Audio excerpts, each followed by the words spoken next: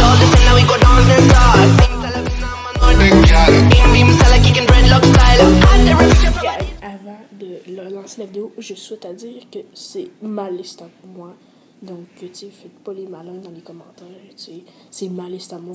Et vous pouvez aussi marquer votre top 10 dans les commentaires. Je serai content de les lire. Donc, je vous laisse avec la vidéo. Salut. What's up tout le monde, c'est Fab ici Critique. Non, de retour pour une nouvelle vidéo sur la vidéo que j'avais hâte de faire, qui va être super longue, mais c'est pas grave. Top 10, non, top 12 des meilleurs films de l'année 2018. Donc, dans cette vidéo, on va pas avoir d'extrait parce que je veux pas trop que ça s'éternise et que, genre, le monde arrête de regarder la vidéo, genre, après 2 minutes. Donc, c'est pour ça que je vais pas mettre d'extrait pendant la vidéo. Et je pense que, donc, sinon, si vous connaissez pas les films, ce qui m'étonnerait beaucoup parce que je pense que tous les films qu'il y a dans ma liste, je pense que vous les connaissez. Et le 3/4 des films aussi dans ma liste, j'ai fait des critiques dessus. Donc, vous pouvez aller voir. Mais c'est pas tout. Parce que pas toutes. Surtout les films qui sont sortis en été, il y en a quelques-uns que j'ai pas le temps de faire. Donc, en 12e position, je vais mettre le film Ça de Andrew Muschietti, lui qui a réalisé Maman. Donc, donc moi, pour vrai, pourquoi ça, c'est dans mon top? Parce que je trouve que ça va pas faire peur trop. Donc, ça, je l'ai vu très récemment sur les sites streaming. Il y a vraiment pas longtemps de ça, il y a peut-être un mois. Donc, c'est vraiment bon. Ce qui m'a fait vraiment aimer ce film-là, c'est le clown et la gang d'enfants. Eux autres sont parfaits. Tu t'attaches à eux, ben peut-être moins Pennywise, mais tu t'attaches vraiment à chaque jeune de toute la gang. Puis c'est ça qui fait vraiment apprécier le film à fond. Donc je pense que je suis même pas seule à penser ça. Je pense que le 3/4 des personnes qui ont vu le film, je pense que c'est ça qui en pensent, c'est à cause des jeunes. Pas mal. Donc, en 11e position, je viens de mettre le film que j'ai vu, qui est aussi un film qui est sorti très récemment, Junior Major. Donc, pourquoi je l'ai mis? Parce que c'est un excellent film de hockey. Ça comprend aussi, ça fait réfléchir beaucoup comme film. C'est beaucoup pour ça qui est dans ma liste. Ça fait beaucoup réfléchir. C'est ça fait du bien dans le fond aussi de voir un film différent que Pee-wee pour pas trop que ça soit répétitif si les enfants ils s'en 10e position, je vais mettre le film, encore un autre film très récent qui est sorti en novembre comme Junior Major, Thor Ragnarok. C'est le film, il y a 2 films vraiment le fun dans la liste. Ça, il fait partie de la liste. Il est fun ce film, tu perds pas une minute vraiment ça vaut la peine d'y aller. C'est vraiment le fun, t'as toujours du fun. C'est même là, s'il y a du monde qui dit oh non, on va mettre trop du monde dans les films Marvel, ça fait gâcher. Non, vraiment, de Thor Ragnarok est une merveille. Mais faites pas ça dans tous les films Marvel. Celui-ci est une exception. Donc je vous conseille d'y aller. Pour ceux, je pense qu'il est même plus au cinéma. Donc, mais sinon, le DVD va probablement bientôt sortir. 9e position, là ça va être un double. Un film qui vient juste de sortir il y a peut-être une semaine, donc vous avez sûrement deviné. Et l'autre qui est sorti il y a quand même si longtemps ça. Star Wars et le Star Wars des Derniers Jedi et Le Destin des Dangereux. Donc Star Wars est réalisé par Rian Johnson et Rap Dangereux réalisé par F. Gary Gray.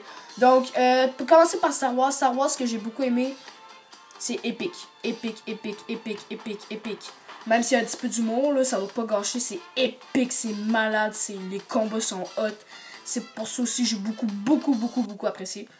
Et les dessins des dangereux, pourquoi j'ai apprécié? Parce que c'est un rapide et dangereux. Et les rapides et dangereux, c'est dans une de mes sagas préférées parce que c'est fun.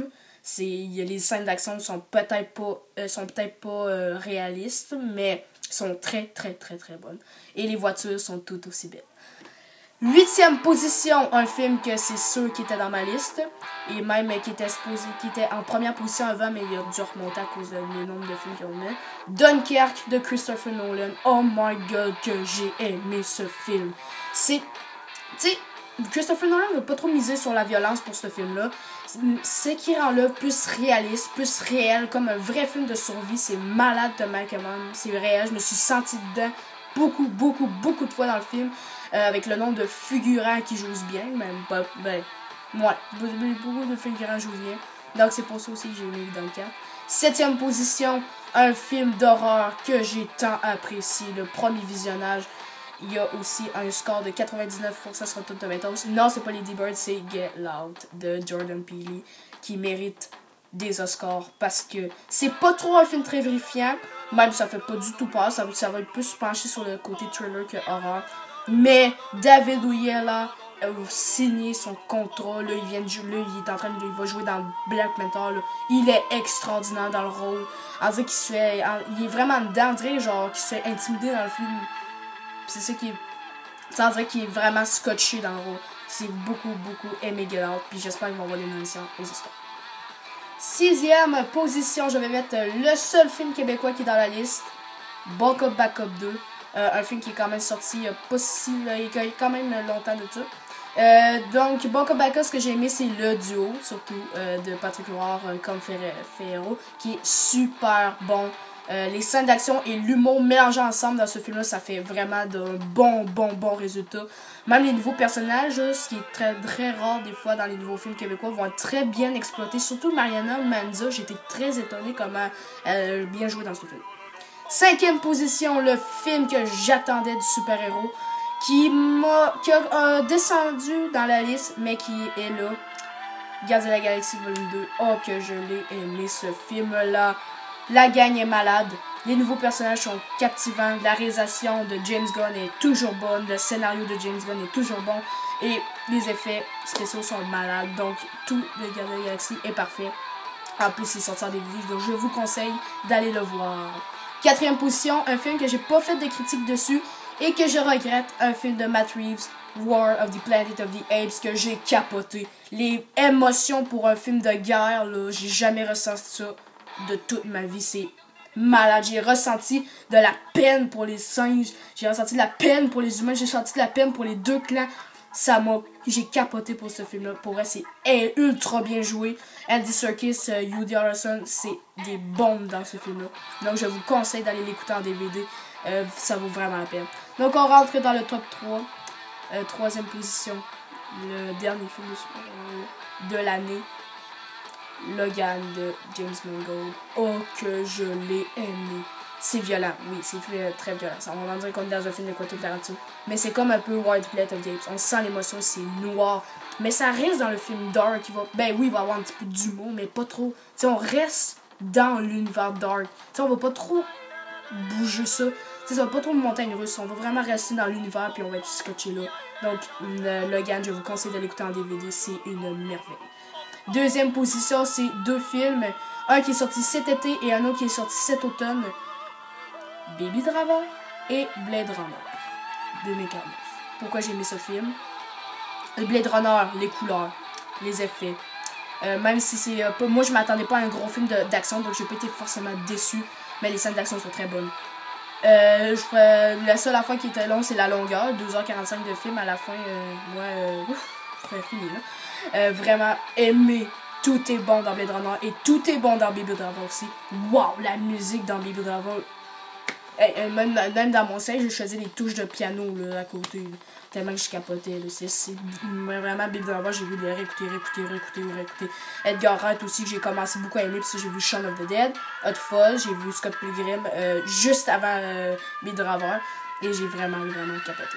Et la première position. Je pense que vous avez deviné parce que c'est le premier film, c'est mon film préféré. J'ai pas détesté ça, mais pas du tout. Tout est bon.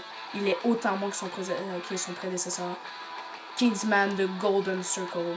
Oui, je sais, c'est le seul film qui est, dans le fond, pour ceux qui sont américains, c'est le seul film, dans le fond, qui est en bas du 60 sur Rotten Tomatoes. Tous mes films sont en haut du 60.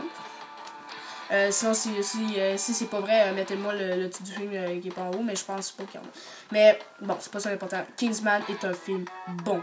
Il est bon. Je comprends pas pourquoi il y a un 50%. Il est bon. Les scènes d'action sont bonnes. La cast est bon. Les effets spéciaux sont bons. La musique est bonne. Tout est bon. J'ai vraiment feel good movie. Au IMAX en plus, j'ai capoté. J'ai vraiment aimé ce film. Donc, gang, ça va être tout pour cette vidéo. Déjà, même, je trouve que j'en ai fait un petit peu long. Mais bon, j'espère que vous avez aimé. Si vous avez aimé, n'oubliez pas de liker, partager et de vous abonner. Et puis, on va se revoir dans mes attentes ciné 2018. Et on va se revoir aussi pour le pire du ciné 2017. Ciao!